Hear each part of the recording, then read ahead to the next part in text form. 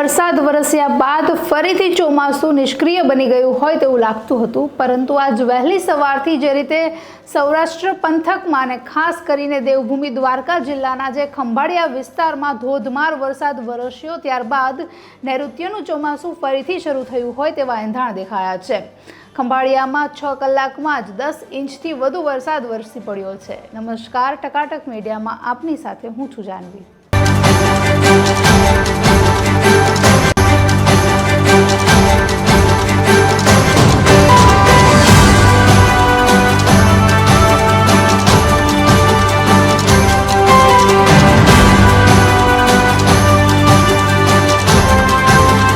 બીજા રાઉન્ડમાં જાણે મેઘરાજા ખંભાળિયામાં તો મન મૂકીને વરસ્યા હોય તે પ્રકારની પરિસ્થિતિ ગઈકાલે જોવા મળી હતી। બપોરે 1 થી 5 વાગ્યાના અરસામાં સતત વરસાદ ચાલુ હતો, જેમાં બપોરે 2 થી 4 વાગ્યામાં તો ખૂબ વધારે વરસાદ પડ્યો હતો। લગભગ 5 ઇંચ એક સાથે વરસાદ વરસ્યા પછી ચારે બાજુ પાણી ભરાયા હતા અને લોકો પણ વરસાદની ખૂબ જ મજા લેતા પણ જોવા મળ્યા હતા। જોકે વરસાદના થોડા સમય પછી જે બફારો વધ્યો હતો તેનાથી લોકો ત્રાહિમામ પણ પુકારી રહ્યા હતા, પણ પાણી વરસાવી મેઘરાજાએ ખરેખર 10 ઇંચ જેટલું ખંભાળિયામાં ગઈકાલે વરસાદ વરસાવ્યો છે। ખંભાળિયાની સાથે જ જેમ 6 કલાકમાં 10 ઇંચ વરસાદ વરસ્યો, તેવી જ રીતે પહેલો વરસાદનું જે પહેલા જ રાઉન્ડમાં લગભગ 32.5% સિઝનનો વરસાદ એક જ સાથે વરસી ગયો છે। તો પોરબંદરમાં પણ લગભગ 3 ઇંચ જેટલો વરસાદ વરસતા જ નગરપાલિકાના તંત્રની પોલ પણ ખુલી ગઈ છે, કારણ કે થોડા જ વરસાદની સાથે જે આજુબાજુના જે નીચાણવાળા વિસ્તારો છે ત્યાં ઘૂંટણસમાં પાણી ભરાવા લાગ્યા, જેનાથી લોકોને ભારે હાલાકી ભોગવવાનો વારો આવ્યો હતો।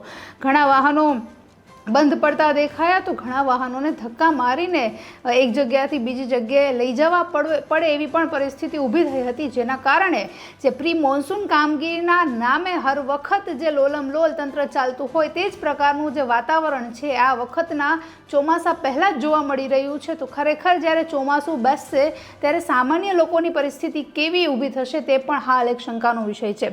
સાથે જ ભાણવડમાં 2 થી 5 ઇંચ 2.5 ઇંચ જેવો વરસાદ પડ્યો છે, જેમાં સર્વત્ર પાણી થઈ ગયા છે। તો રાણાવાવમાં પણ 1.5 ઇંચ વરસાદ વરસ્યો છે।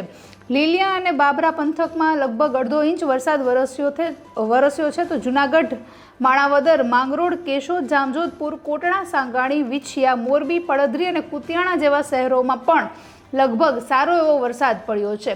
તો આ સાથે જ વરસાદનું જ્યારે પહેલો રાઉન્ડ શરૂ થયો હતો ત્યારે છબકલું કરીને ગયો હતો, પણ જ્યારે બીજા રાઉન્ડમાં મેઘરાજા મન મૂકીને વરસ્યા છે તો લોકોને થોડી વાર માટે પણ ગરમીથી રાહત મળી હતી। સાથે જ સલાયામાં પણ ભારે વરસાદના કારણે વીજળી ગુલ થતાં ફરી એકવાર પ્રી મોન્સૂન કામગીરી પર સવાલો ઊભા થયા છે, તો લોકોને વીજળી વગર ભારે હાલાકીનો સામનો કરવો પડ્યો હતો। જૂનાગઢના ઘણા વિસ્તારોમાં પણ મેઘરાજાની ગઈકાલે પધામણી થઈ ચૂકી છે।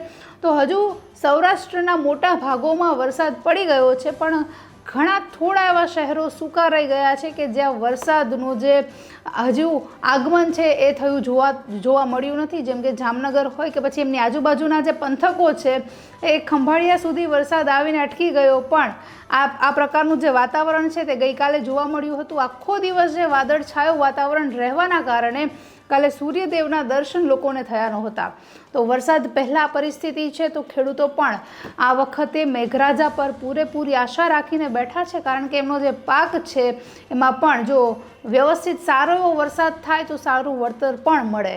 નમસ્કાર।